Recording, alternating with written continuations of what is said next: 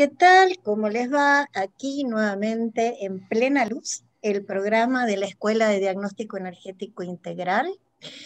Y decir algo importante, nuestra escuela, si bien es una escuela de kinesiología, terapias complementarias y psicología corporal, tiene un planteo que responde a su enfoque, eh, digamos, ideológico es una palabra fea, porque, porque se carga de cosas, pero digamos, por lo menos nuestro propósito, nuestra visión, tiene que ver con que el ser humano debe seguir desarrollando, aprendiendo y ampliando conciencia. O sea, si bien nosotros somos una escuela de terapias, no estamos al margen de la actividad humana, muy por el contrario, estamos en el seno de la actividad humana y creemos que en realidad los valores de salud, enfermedad, etcétera, etcétera, ¿no es cierto? Sufrimiento, displacer, angustia, placer, celebración, son todas situaciones que tienen que ver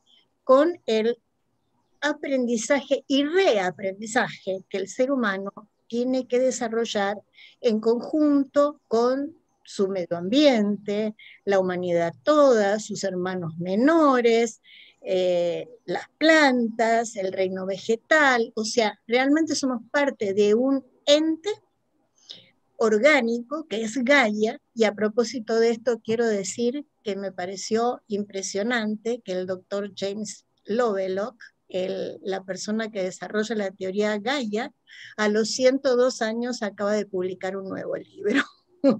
Parecerá una digresión, pero bueno, ¿no? Es decir, comprometerse por ahí con la vida, con apasionarse con la investigación, también alarga nuestro paso sobre la Tierra. Bueno, estamos aquí con una invitada muy especial para nosotros, Carolina Chavarría Pozuelo, que dirige una ONG que se llama Nicoya Peninsula Waterkeeper. Es aquí en Costa Rica, nosotros tenemos auditorio en Argentina también, entonces quiero decirles que ambas dos estamos residiendo en la zona de playa, Carolina en Santa Teresa, y bueno, la idea de desarrollar este programa es acerca de algo importantísimo, a lo que muchas veces no le damos ningún valor, que es el agua. El agua y el oxígeno son dos cosas que no tomamos muy en cuenta, ¿no es cierto? Y sin ellas no podríamos vivir. Por supuesto, aquí está Eduardo Juan Breitenberger, como en todos los Plena Luz, compartiendo desde muchos años atrás ya la conducción de este programa. Entonces, Carolina, bienvenida. Muchas Contanos un gracias. poquito. Muchas gracias, Elsa, por la posibilidad de compartir lo que hacemos con tanta pasión desde Nicoya Peninsula Waterkeeper. Y nosotros existimos para evitar que llegue contaminación al agua. Y esa contaminación está viniendo de nosotros los humanos, porque todas nuestras acciones tienen un impacto en la naturaleza y tienen un impacto en el agua. Y es un recurso tan valioso y tan poco valorado por nosotros los humanos. Entonces, básicamente nosotros existimos para abrir los ojos, para lograr hacer que las personas entiendan este valor y que entiendan el impacto de lo que todos nosotros hacemos día a día que tienen el agua y en los recursos naturales. Y una vez que uno entiende ese impacto, se puede informar sobre para reducir ese impacto. Por ejemplo, todos los residuos sólidos, todo lo que compramos y lo que consumimos, eso en algún momento hay que botarlo. Entonces, todo ahora viene en un empaquecito y lastimosamente cada vez más viene en plástico. Hasta los bananos a veces le ponen plástico alrededor. Eh, y esa es esta maña que tenemos porque no estamos midiendo el impacto de lo que nosotros estamos generando y el peso que estamos poniendo a la madre naturaleza. Porque la madre naturaleza se limpia solita. Pero si somos tantos humanos que estamos generando y generando tantos residuos que no pueden volver a ser incorporados en la tierra, estamos creando nosotros mismos nuestro problema. estamos cavando nuestro hueco porque la madre naturaleza va a seguir existiendo sin nosotros. Somos los otros los que sí contaminamos todo el agua, que es un recurso limitado, contaminamos todo el oxígeno, llenamos la tierra de pesticidas, todas estas actividades que estamos como en carrera yendo hacia allá, los que dejemos de existir somos nosotros. Entonces, nosotros existimos para ver cómo pasar este mensaje y que abramos los ojos de una vez, veamos lo que tenemos enfrente y actuar de una manera diferente. Todos necesitamos agua, todos necesitamos tierra, todos necesitamos comer, divertirnos, tener una actividad económica para vivir. Pero ¿cómo podemos hacer estas actividades sin destruir todo nuestro alrededor mientras vamos caminando por la vida? Entonces, Claro, me parece perfecto. Menos mal, celebro que existan como ONG. Ahora, una pregunta. Aquí en Costa Rica, ¿verdad que en algún momento, hace un par de años atrás, había salido una disposición por la que se impedía seguir utilizando plástico indiscriminadamente como envoltorio, ¿verdad? Y yo veo que ahora esto es como si nada hubiera pasado y otra vez uno ve cantidades demenciales de envoltorios de plástico. Incluso se había prohibido la bolsa plástica en los supermercados. Eso en San José es mucho más riguroso que, por ejemplo, lo que es acá en la playa. O sea, acá en la playa la gente no lleva su bolsa para comprar y está permanentemente utilizando plásticos, ¿no? Incluso estando mucho más cerca del mar y de los ríos como estamos.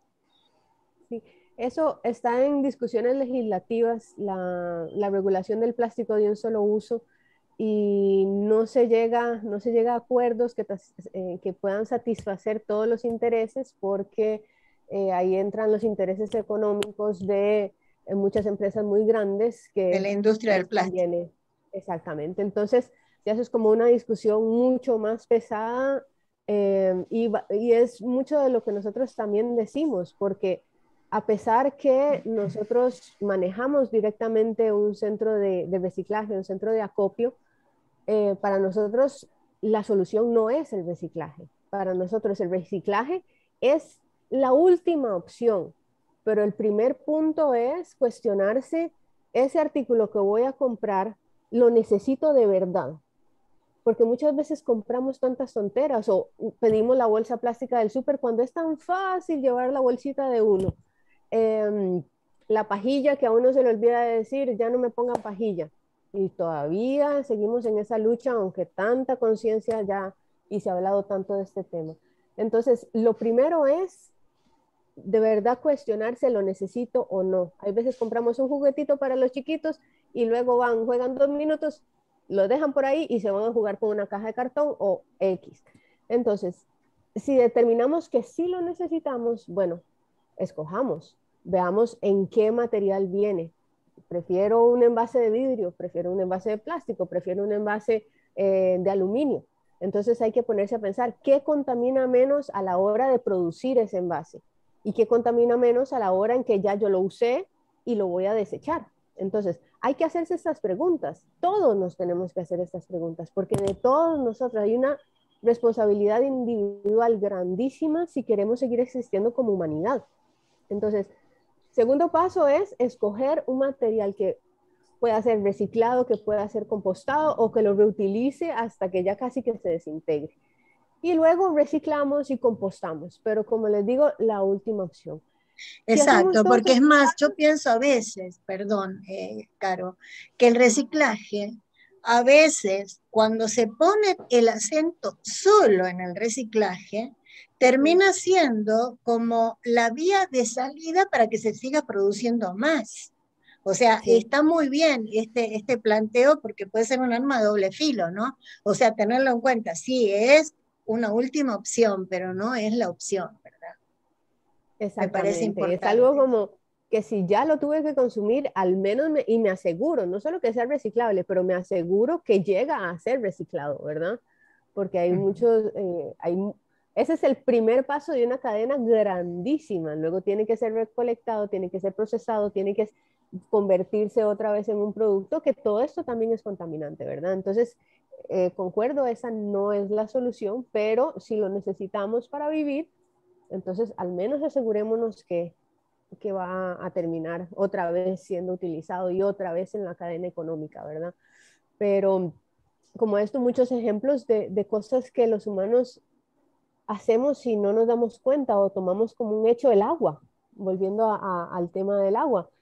Aquí en las zonas rurales y hasta muy recientemente en el área metropolitana de Costa Rica, no hay sistemas de tratamiento de agua centralizados. Entonces, el tratamiento de las aguas servidas, aguas grises, aguas negras, depende de cada casa, depende de cada negocio. Entonces, y pasa muchísimo que aquí la gente jala la Mira, cadena. Nadie sabe a dónde va ¿a eso, si va a dónde un va? séptico, si está bien construido, si está mal construido, si el drenaje se tapó. Es un desconocimiento y eso lo digo por experiencia personal. Yo antes de comenzar a trabajar con Nicoya Península Waterkeeper, en realidad no sabía de agua y yo sabía de manejo de ONGs, pero no del tema en específico de agua. Entonces, me ha tocado aprender muchísimo de este tema y entre más aprendo, más me doy cuenta que una persona que ha tenido la posibilidad de educarse no sabe nada del agua. No sabemos qué pasa dentro de un tanque séptico, no sabemos qué pasa dentro de una planta de tratamiento, no sabemos cómo funciona una trampa de grasa y eso lo generamos nosotros todos los días. Entonces, esto no lo digo como crítica, eso lo digo Y no como es un juicio, es una aprendamos. realidad. Es, digamos, Exacto. la descripción de un fenómeno, así como la mayoría de nosotros no tenemos la menor idea de qué es lo que nos pasa cuando tomamos un determinado medicamento, por ejemplo. Uh -huh. O sea, sencillamente tenemos el medicamento, lo ingerimos y punto, porque el doctor nos dijo, sí, está Uh bien, -huh. el doctor nos dijo, pero a nosotros nos corresponde, también como responsables de nuestro propio cuerpo, saber qué estamos haciendo con él, porque en definitiva es nuestra tierra, nuestro cuerpo. Uh -huh. O Claro. sea, es así. Entonces, bueno, esto es en todo, ¿no? Es decir, el tema de la conciencia abarca absolutamente todo, todo.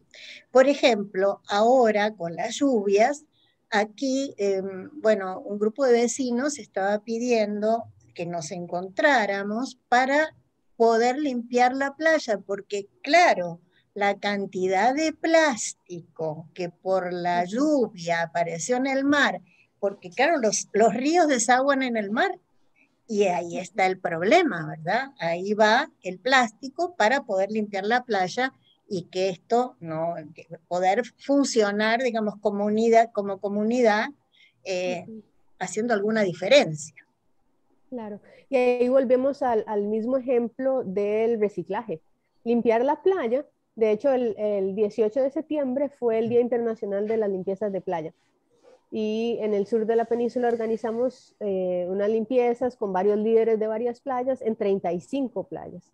Y Bien, básicamente lo vemos como el reciclaje, es como la última opción, porque eso es, quitémoslo porque ya ahí está contaminando, pero la solución es cerrar el chorro, dejar de claro. producir tanto plástico. Y las limpiezas de playa sirven mucho no solo para limpiar, sino para Para, ser consciente.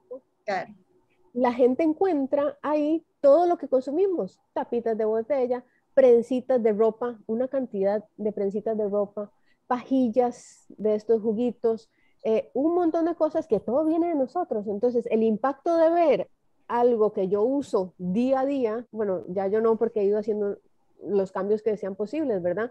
Pero todo está lleno de material contaminante y no es que uno dice, bueno, lo tiro a la basura, pero esa basura, en vez ¿a de estar dónde va? aquí geográficamente cerca mío, va a estar un poco más lejos mío, pero va a seguir existiendo. Entonces, tenemos que abrir los ojos a qué estamos haciendo, qué estamos escogiendo, cómo estamos actuando. Y eso va muy de la mano con una conversación que tuvimos hace unos días de eh, que nos sentimos separados de la naturaleza y somos parte de la naturaleza. Entonces estamos haciendo todo esto porque no la estamos entendiendo, no estamos entendiendo los ritmos, no estamos entendiendo cómo interactuar con la naturaleza, cómo ser parte de la naturaleza, como que se nos olvidó. El Entonces tenemos inicio de como que... esta desgracia que vivimos, que bien describís, tiene que haber esa ruptura entre el hombre y la naturaleza en el momento que se empieza a gestionar la sociedad industrial. O sea, allí el conglomerado de la ciudad, ya no como aldea, sino de la ciudad como tal, todo eso empieza a generar una distancia que es, bueno, terriblemente patológica cuando estamos hablando de ciudades, megaciudades. Por ejemplo, bueno, nosotros dos, Eduardo y yo, somos de Buenos Aires, y es impresionante, bueno, Eduardo ahora está viviendo a 70 kilómetros, pero en la ciudad, como el ciudadano no tiene conciencia, la sensación que da la ciudad, estas megaciudades, es como si vos estuvieras adentro de un constructo donde todo sucede, es como una gran máquina. Ujú, Entonces, esa ligazón con la tierra, ese ver crecer una planta, el poder tener un contacto, no sé, con la tierra, con el agua, etcétera, está abortado. Y bueno, esto ujú. tiene consecuencias en la salud mental terribles, ¿verdad? Sí, Claro, porque no está... sí, Adelante. disculpa. Para terminar con Buenos Aires, es una ciudad que tiene 3 millones, casi 4 millones de habitantes, más 2 conurbanos y un tercer conurbano que está llegando, que son Cordones, ¿no es cierto? Sí, Hacen pero un que es total mucho de más, sí, ¿no? 17 millones de habitantes Exacto. sobre un país extenso de 43 millones. O sea que la cuarta parte del país está toda junta, ¿no es cierto? Entonces eso genera un nivel, hay bastante, dentro de todo hay una cierta conciencia de reciclaje, hay mucha gente trabajando gracias al reciclaje, debido también sumado a toda la problemática socioeconómica. Y aquí el problema, además del plástico, son los agrotóxicos. O sea, Argentina es el país que más agrotóxicos usa. Nuestros ríos están totalmente afectados, la mayoría por lo menos de las áreas de producción, que es la parte central del país, y sumado a la gran sequía desde Brasil y Paraguay, que hizo que el Paraná, de un río de 3 a 8 metros de caudal, estuviera en un caudal de 80 centímetros. Entonces ahí se empezó a ver la basura. Se empezó a ver la cantidad de plástico, la cantidad de objetos metálicos, basura de siglos, ¿no es cierto? Entonces, en los ríos termina mucho de lo que no vemos y eso también afecta al agua. Así que bueno. Después hay otro tema, por ejemplo, triste en Argentina, el glifosato, que es el agroquímico que se usa en el desarrollo del cultivo de la soya. Se han hecho dosajes hace años, 2 o 3 años atrás, y se encontró que el agua está contaminada desde Jujuy, que es la provincia más al norte, hasta prácticamente Tierra del Fuego, ya llegando a la Antártida, está contaminada con glifosato. Porque vuela por o sea, vuelan las partículas de polvo. ¿No? Se degrada el terreno y empieza a volar. Está en la lluvia, la Universidad de La Plata, que es otra ciudad grande que tenemos al sur, que es digamos, la capital de la provincia de Buenos Aires. Ahí hay una universidad que hace un control del agua de lluvia y efectivamente hace un buen control en la cual va midiendo las cantidades de herbicidas que hay en la lluvia. Y bueno, es para agarrarse la cabeza. Es terrible, Eso, terrible, porque después se disocia que los problemas de cáncer, los problemas de intoxicaciones por metal pesado, etcétera, etcétera, ¿y de dónde salieron, verdad? Como si fuera así, ay, ¿de a dónde viene? Y ese es el problema, es como, y volvemos a lo que decíamos antes, es como, no, ya no podemos no saber, porque hay gente que está monitoreando lo que pasa en este río que bajó el caudal tantísimo, hay gente que está monitoreando que el glifosato, todos los daños que hace, hay gente que está entendiendo que una máquina de ciudad nos desconecta completamente de nuestros ritmos biológicos y de nuestra pertenencia a este sistema perfecto que es la naturaleza. Entonces, es hora de abrir los ojos, ver lo que estamos haciendo y ese cambio tiene que ser, Ya, digo, ya, ayer, porque nuevamente los que estamos en riesgo de poder seguir existiendo somos somos nosotros. nosotros. Entonces somos nosotros los tontitos que estamos generando todo esto que nos está matando. Nos está Claro, no es matando el planeta, incluyendo, somos nosotros, porque el planeta sí, se va, como bien decís, se va a volver a reconstituir. Por ujú, otra parte, había un tema del que queríamos hablar un poquito, que tiene que ver también con el agua, con su valor de poder cargar memoria, porque nosotros lo que sabemos del agua es el agua como, bueno, el líquido fundamental para nuestra existencia y nuestra vida, pero se está estudiando cada vez más profundamente cuál es el verdadero valor del agua, que es mucho más que ese líquido que nos nutre. Para esto, Eduardo va a hablarnos un poquitito de alguien que Sí, hizo un estudio muy interesante con respecto a esto. hay varios estudios, uno de ellos, bueno, es el del doctor Emoto, lo pueden encontrar en el libro El mensaje del agua, también está en internet, que él hizo una serie de experiencias en la cual congela agua en pequeños, congelaba, falleció. Igualmente su laboratorio sigue, toda su investigación sigue, Ujú. en pequeños frasquitos que tienen una intención. Entonces, los estudios del agua están totalmente relacionados al estudio de la conciencia, están ahí ligados, ¿no es cierto? Porque es una manera material de observar qué hace la conciencia. Entonces, Montagnier, un físico, un médico, un científico, mejor dicho, también investigador, premio Nobel, en su momento también certifica esto, ¿no es cierto? Bueno, la historia es larga. Entonces, ¿qué pasa? Emoto lo que descubre es que efectivamente el agua forma cristales únicos en relación a la afirmación. Si es una afirmación positiva, como por ejemplo, no sé, paz, Paz, ¿no es cierto? paz. Tendrá una forma geométrica totalmente ordenada. En cambio, la palabra odio tendrá una forma totalmente desordenada, lo mismo que guerra, ¿no es cierto? Esto está en su trabajo. En Facebook hay un portal también de la memoria del agua. Es muy interesante observarlo. Es un señor que estuvo con el Dalai Lama. El Dalai Lama le agradeció por su trabajo de hacer visual la conciencia de los mantras, porque también trabajó en ello, además de todo el trabajo de él, ¿no es cierto? El agua es un portal, además, o sea, visto desde la conciencia de la dirección del agua y de la energía orgónica, orgonótica y orgánica de Reich y todo demás, vamos ligando temas, es parte de el orden natural para conformar la vida. Sin agua no hay vida física y eso no lo entendemos muy bien. Entonces, por eso también este desarrollo de este podcast, ¿no es cierto? Que le pongan like, por favor, así no me olvido, y que lo compartan.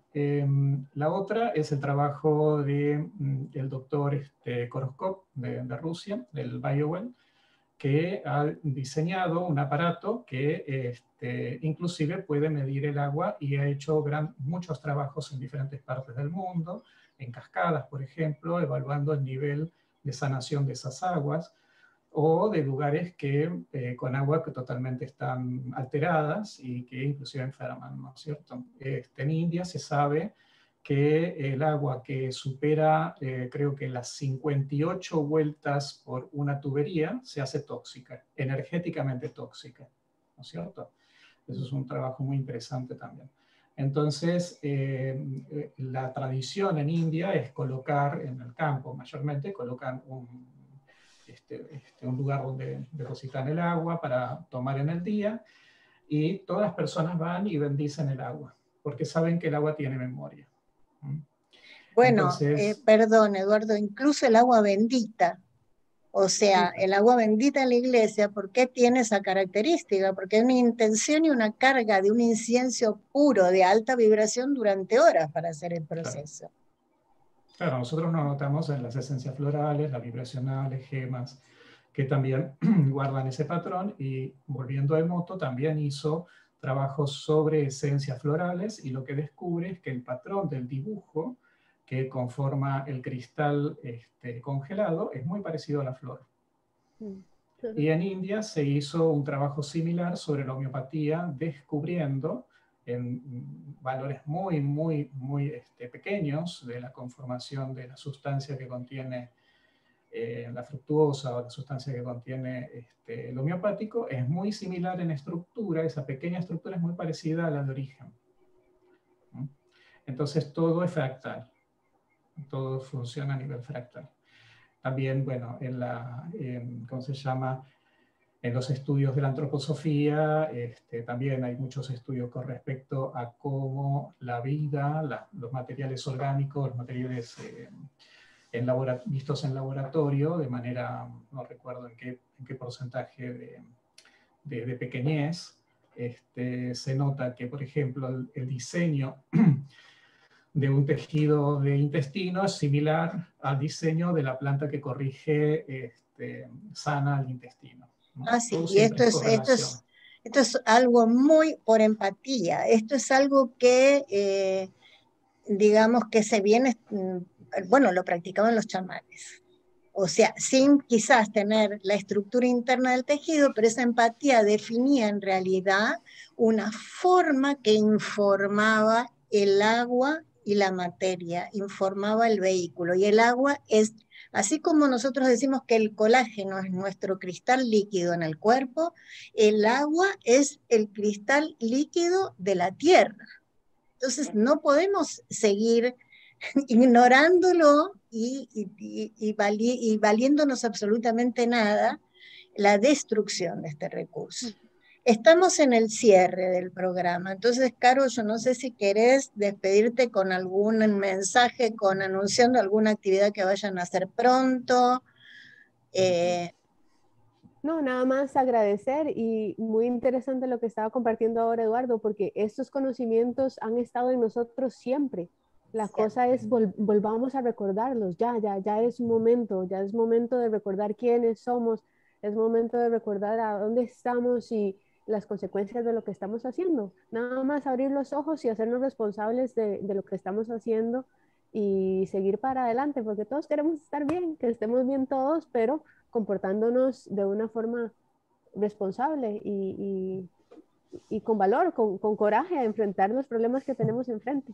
Así que muchas gracias por la invitación y dejarme compartir hoy con ustedes. Ok, muchísimas gracias. Por otra parte, bueno, me voy a despedir con una frasecita en este momento, digamos, el jefe de los Hopi, donde en su última comunicación dijo que teníamos que recordar que antes de la conquista, en el momento que los pueblos originarios estaban gobernando su tierra en América, se podía tomar agua de cualquier río, porque todas eran puras. Bueno, entonces nos vamos.